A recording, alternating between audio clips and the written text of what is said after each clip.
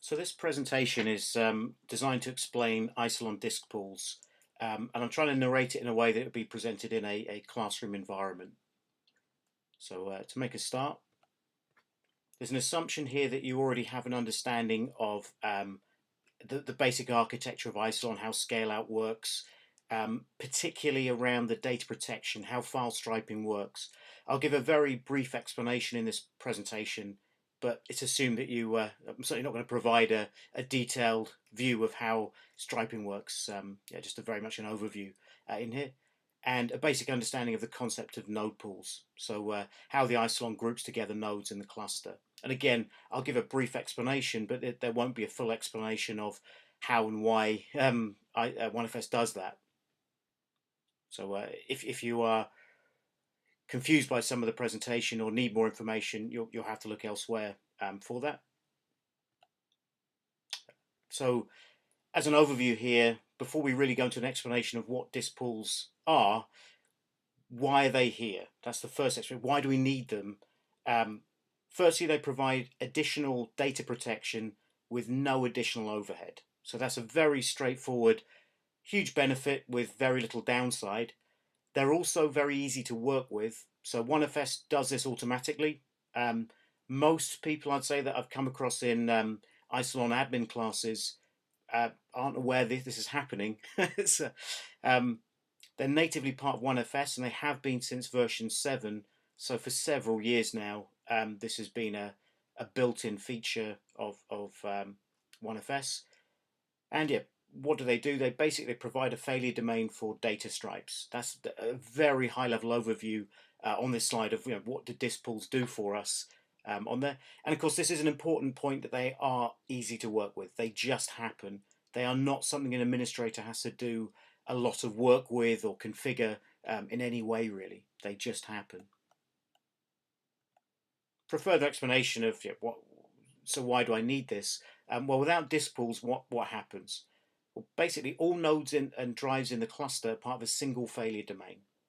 So when we talk about having multiple failures, pretty much when we're talking about 6.5 version of OneFS, before we had disk pools, we mean within the entire cluster. I can have 2 drive failures or 2 node failures with n+2, for example. But we're referring to the failure domain as the entire cluster. Sorry, which is the next point on here. Which is some people question this and say, does that mean if I have any 2, let's say 3 drives fail at the same time with n+2, does that mean I'd lose data? And the answer is probably. We wouldn't be absolutely certain, but probably would have some data lost. Tricky part of this as well is it would be hard to work out what you're going to lose. It would depend on which drives failed. It would depend on which files, stripes were on those drives. So it's not even a case of it's easy to determine. It's a case of if I have the whole cluster as a failure domain, I could have n+2. I could have a node fail and 2 drives, and I wouldn't know exactly which data would be accessible and which wouldn't. It would just be a case of luck, really, whether I could retrieve a file I needed or not. Of course, as a cluster grows, the failure domain is growing. So if I continue to add nodes, I start with, say, 4 nodes, I end up with 12. That 12 node cluster would be a higher risk in, say, 6.5, because the failure domain is bigger. There are more drives, there are more nodes that could potentially fail. In the past, before we had disk pools, the way to mitigate this risk, there were 2 main ways, which both had disadvantages. The first way was simple: increase your protection level. So let's say I increase from my 4 nodes to 12 nodes. If I were running without disk pools, I might say, well, n+2 was fine before. That risk level is acceptable to me. Now I've got more nodes, I'm worried, so I'm going to increase that data protection to n+3, for example. Of course, doing that on Isilon, a huge benefit there would be there is no migration. It will do that for you. It's actually quite easy to do that, but the big downside there would be, well, your protection level is higher, therefore more of the data you're storing is stored in FEX, more protection data. therefore my efficiency drops. So it's not a terrible situation, but it's not ideal. There's a disadvantage to increasing the protection level. I could divide the nodes into smaller clusters.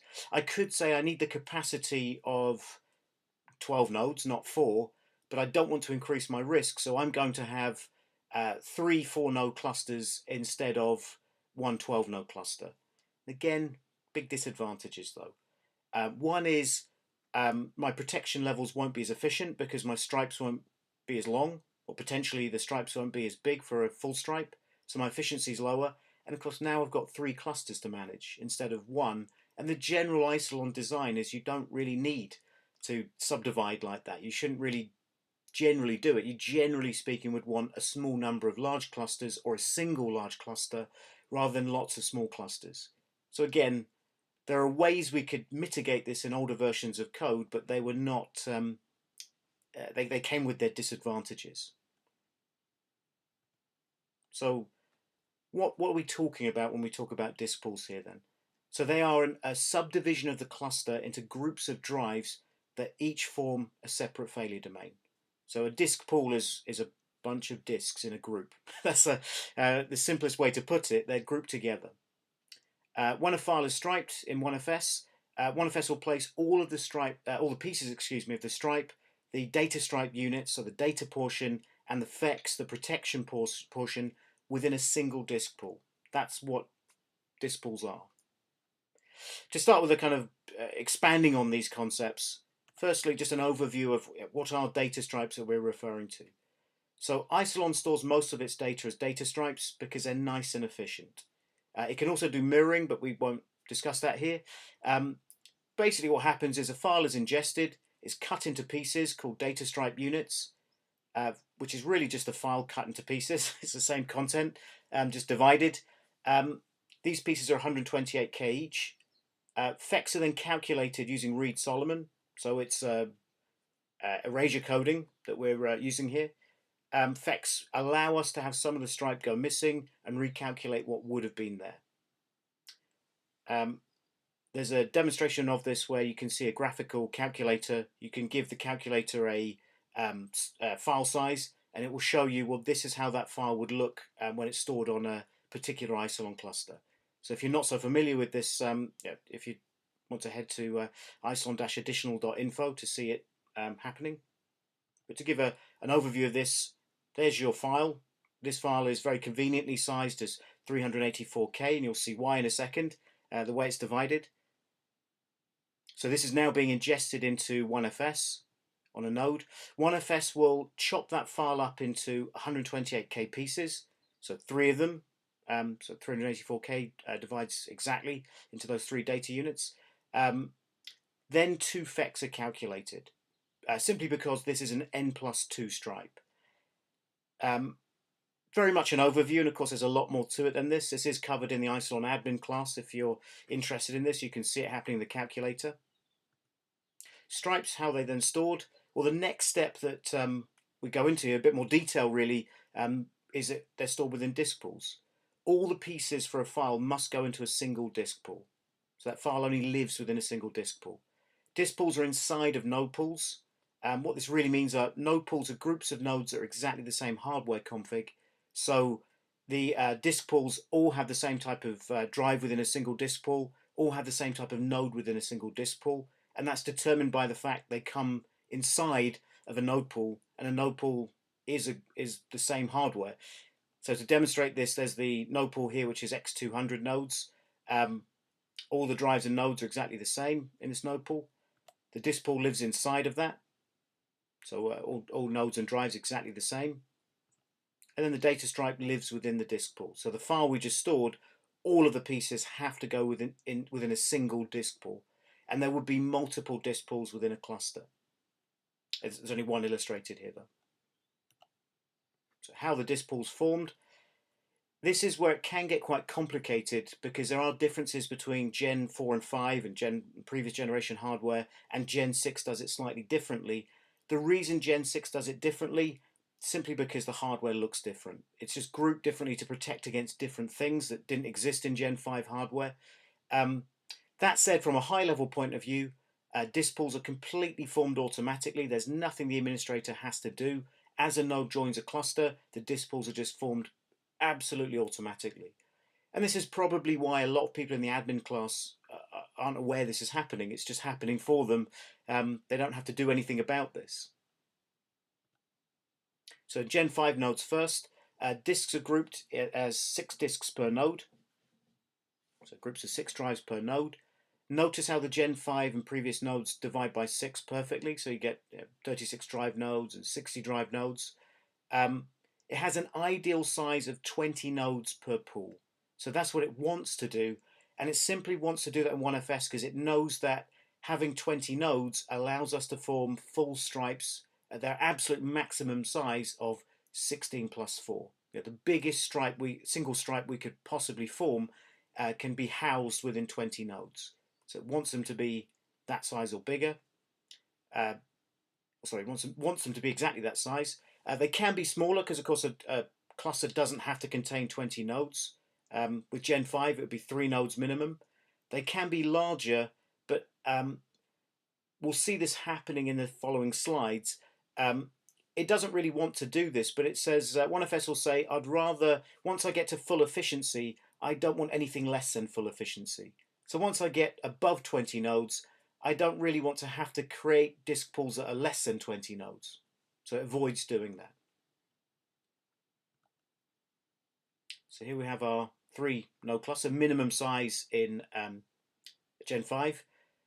Notice in brackets there the assumed 12 drives per node, just to make it easier to illustrate. There would actually be more disk pools, but just to make it easier to draw on the slide, there's only 2 in this example. Here we've got our 2 disk pools, disk pool 1, disk pool 2, and that's where the first disk pool is the first 6 drives in each node.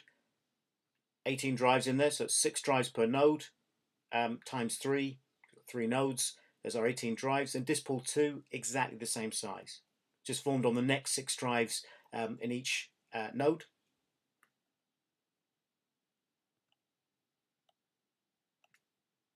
So now, if I have a file, that file again will be divided into stripes. And notice how for these 2 files, each of them have to live within a different disk pool. So file 1 cannot span disk pool 1 and 2, neither can file 2. They can only be stored in one disk pool each. So all of those stripe pieces within a single disk pool.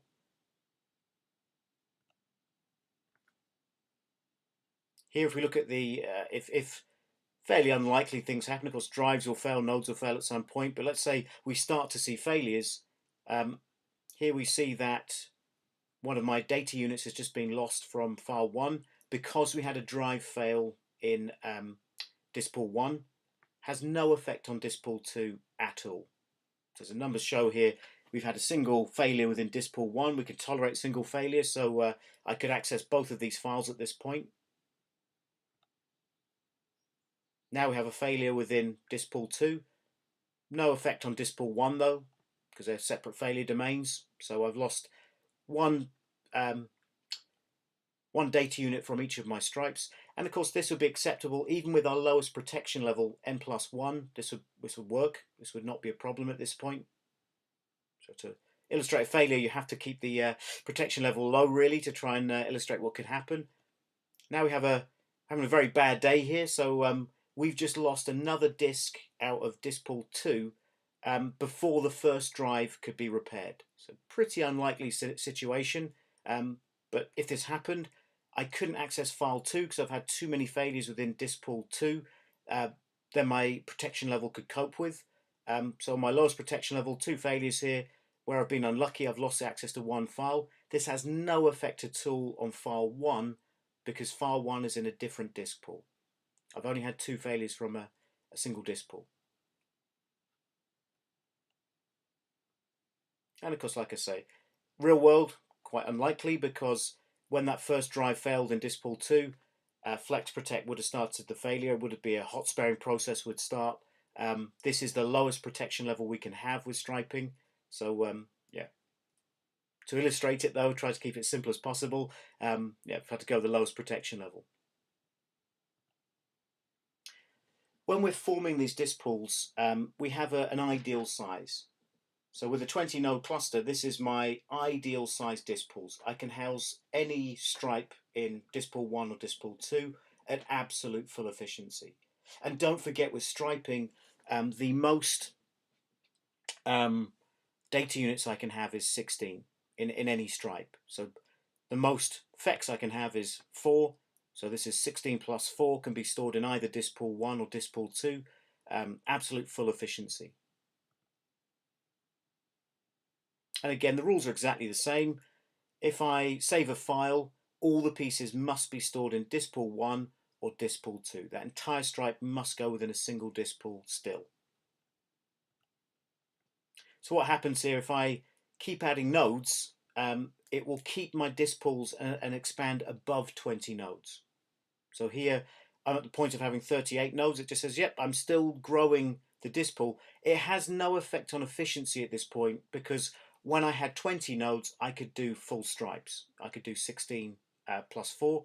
I can still do that now, but I'm still growing those disk pools. It's still 6 drives per node. Now I have 38 nodes in the cluster, so it's now 228 drives per disk pool. If I add another node, it will simply expand the disk pool another node. So it's been doing this as we've grown the cluster up to this point, just expands the disk pool. And now I have 234 drives per node. This is the absolute largest my disk pools can become in Gen 5. And the simple reason for that is, once I add my 40th node, it does something slightly different here. It says, well, hold on a second. I now have enough nodes to split into 20 and 20 and divide my disk pools. So that's what it does. And by doing this at this point, I don't lose any efficiency. Every single one of those disk pools can have a 16 plus 4 stripe, so it divides the disk pools. One issue here, though, is the file, when it does a division, it doesn't move the files immediately. Jobs like auto balance will do that next time they run. So effectively, the stripes may be breaking the rules at this point. They may be spanning disk pools. It's no huge additional risk, because really the stripe pieces are exactly where they were just before we joined that extra node. But when auto balance runs, it will take significantly longer to run while it fixes that problem. It'll say, hold on a second, this file spans disk pool 3 and 2, 3 and 1. That may have been okay before we moved those disk pools and split them. Now I have to repair that and make sure that all the files, pieces of each stripe, only exist within one disk pool. So there's a bit more work to do to fix that later on. So do that post-process. If I have my absolute maximum size cluster here, so 144 nodes, you can see here I've split this into multiple disk pools. So we've got several groups here. So disk pool 1 here would be, like in the illustration before, would be 20 nodes. So disk pool 2, so disk pool 3, so disk pool 4. They're all 20 node groups, apart from the last group where disk pool 13 and 14, they would have expanded to accommodate the extra 4 nodes. They would have been 20 nodes, and then somebody added these last 4 nodes, and it said, well, they'll just be expanded into the last disk pools rather. Why? Exactly the same as before. It's saying I want my disk pools to be 20 nodes or larger. I don't want to compromise how large the stripe size could be. So I can have full efficiency still, same as before. But you can see here from our point earlier, it's logically divided the cluster. The only difference here is it's done it for us completely automatically, kept things nice and easy, really.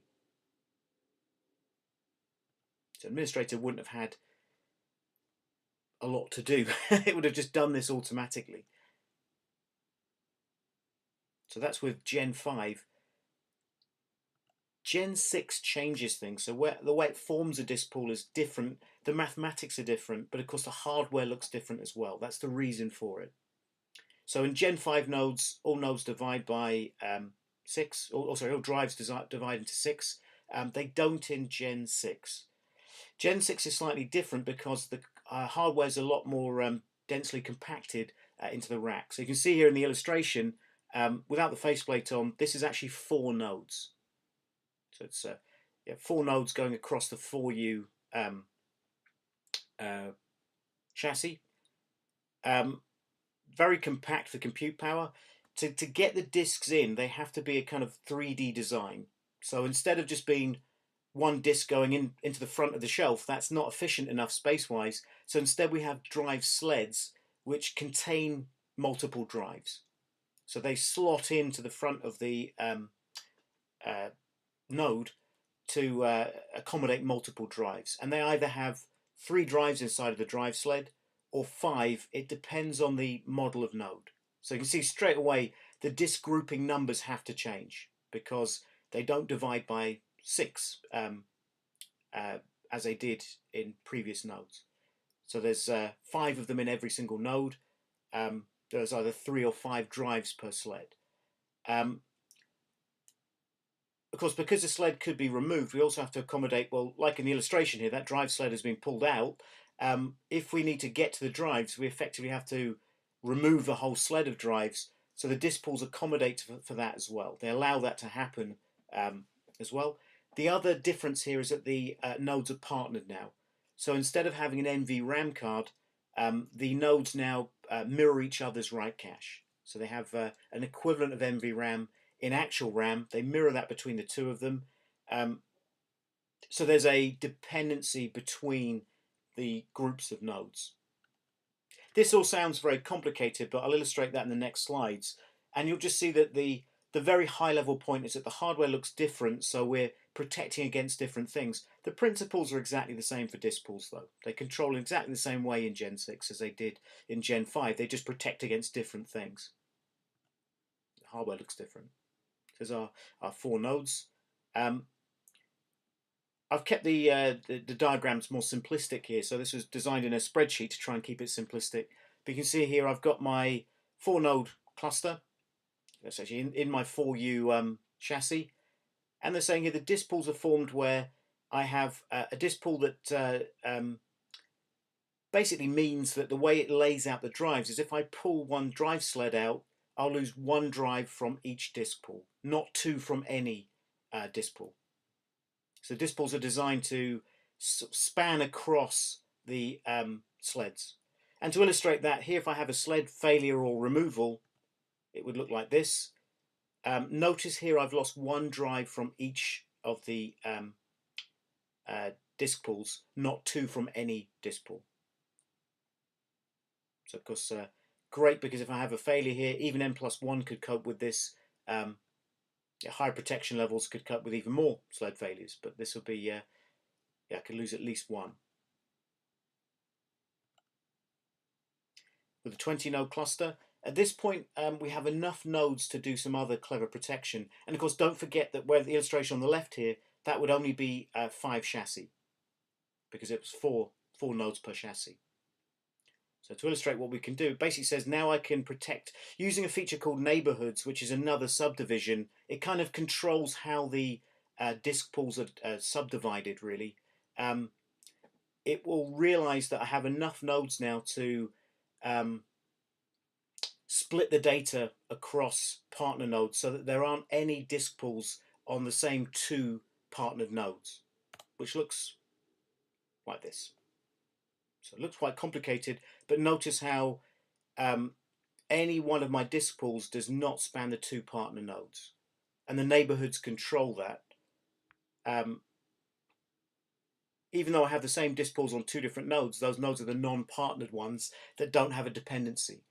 So if I had something go wrong with node 1 in this example, it would have only have an effect on disk pool 1, 2 and 3, possibly disk pool 4, 5 and 6. But the worst case, I'd only have 1 failure from each of those disk pools. I would not have 2 failures from disk pool 1.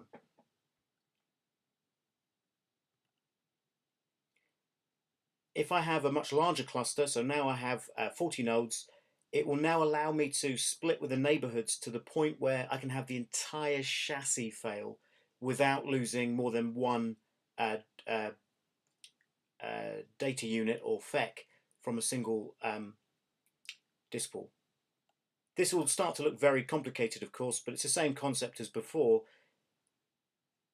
Here I've got my division. I'll also zoom in on this because it's quite a complicated drawing illustration on here.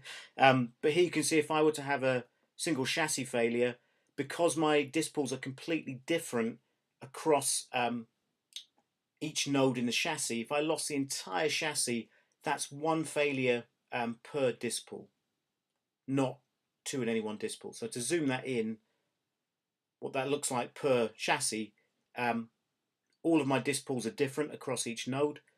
If I lose the entire chassis, that's a single failure from each disk pool, not two from any one. So if I have enough nodes to do it, yeah, I can have protection against the entire chassis failure. So to go back to sort of the beginning of the presentation, what do disk pools do? Well, you can see now how they provide additional protection with no additional overhead.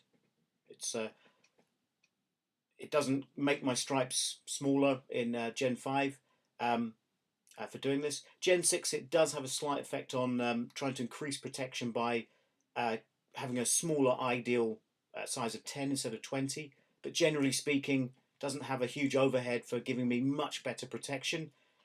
You can see they're very easy to work with. There's something that just happened in OneFS. It's doing this subdivision completely automatically. It's not asking you at all how to form the disk pools. OneFS just does it.